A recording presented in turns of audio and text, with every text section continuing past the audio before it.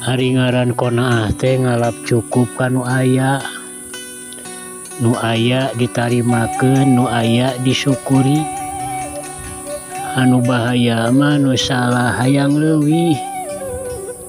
Hiji contoh leutik we, pamajikan masak deungeunna mah geus aya sidik kari ngadahar.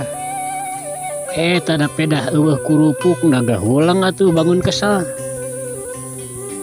Atuh nepi pamajikan teh ka warung heula nganjuk kurupuk, da geus sidik eueuh deui duitna.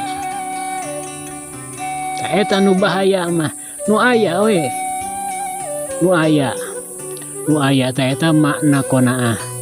Tapi lain kieu deui sabalikna salah kaprah makna konaah teh. Pamajikan masak daging hayam. Pokna teh ka pamajikan teh, atuh nyi konaah we. Eta daging hayam dahar. Daging hayam dahar ari aya mah. Gitu.